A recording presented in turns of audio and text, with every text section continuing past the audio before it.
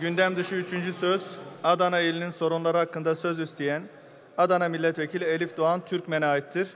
Buyurun Sayın Türkmen, süreniz 5 dakikadır.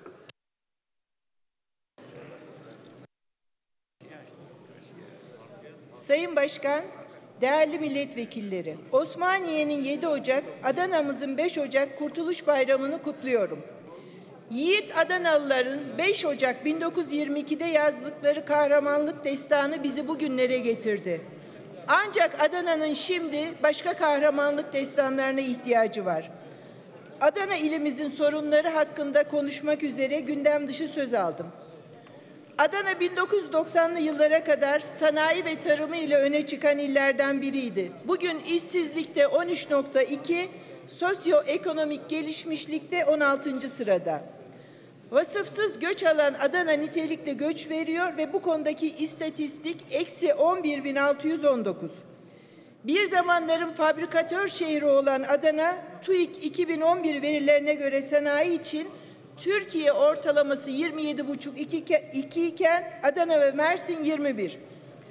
Türkiye ekonomisini ve sanayisini geliştirebilmek için İstanbul gibi bölge ekonomileri yaratmak zorunda. Bunu yapabilecek İstanbul'a alternatif tek bölge Adana'nın merkez olduğu Çukurova. Ve Adana yılda 3 kez hasat almasına rağmen ne yazık ki tarımsal üretimde kötü bir noktada. Sanayinin en stratejik ürünü olan pamuk Adana'da bitmiştir.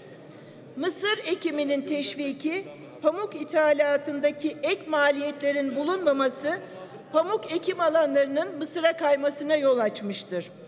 Pamuk ithalatına harcanan paranın bir kısmı teşvik için ayrılırsa yalnızca Adana değil tüm Türkiye kazanacaktır.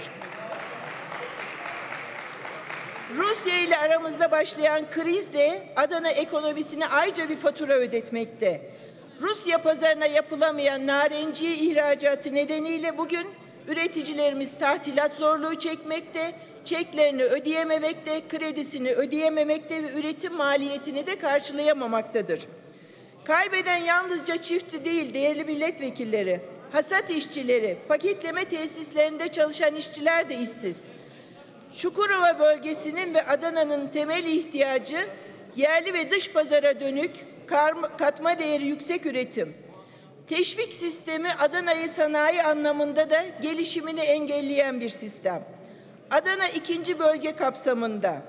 Ancak Adana'nın Kozan'ı, Adana'nın Tufanbeylisi, Saimbeylisi, Fekesi, İmamoğlu, tuvaleti, suyu, yolu olmayan ilçelerimiz ve bunlar ne yazık ki teşvikte 2. bölge olarak değerlendiriliyor. Demek ki teşvik konusunda Adana için farklı bir sistem geliştirmek gerekmekte. Yine sanayicilerimizin bir ihtiyacı var, yaygın eğitim. Şu anda Adana Organize Sanayi Bölgesi ne yazık ki kalifiye eleman bulamamakta.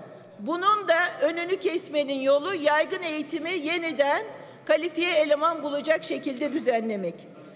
Adana'ya Cumhurbaşkanı Sayın Recep Tayyip Erdoğan'ın verdiği bir söz vardı. Ceyhan Enerji ve İhtisas Bölgesi'ni hayata geçirmek. O gün bugündür bir adım yol kat edemedik. Keza Çukurova Havalimanı için 2 seçim müjde verildi Adana için. Halen yapılan hiçbir şey yok.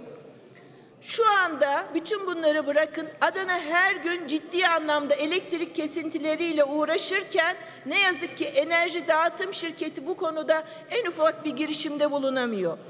Adana'da üretimde ayakkabı üreticileri tüm Türkiye değil dünyaya ihracat yaparken Sarıyakup gibi bir mahalleye sığınmış durumdalar ve bunlar buradan taşınmadığında ne yazık ki çok ciddi sorunlarla karşı karşıya gelebilecekler.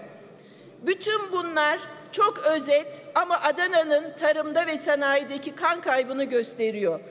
Değerli milletvekilleri, Adana tıpkı Türkiye gibi tüm partilerin, tüm siyasi görüşlerin temsil edildiği bir şehir. Bu Adana için bir zenginlik.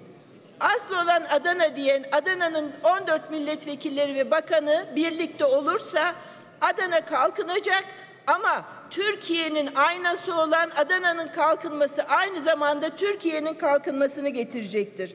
Bu nedenle yüce heyetinizi saygıyla selamlıyorum. Teşekkür ederim.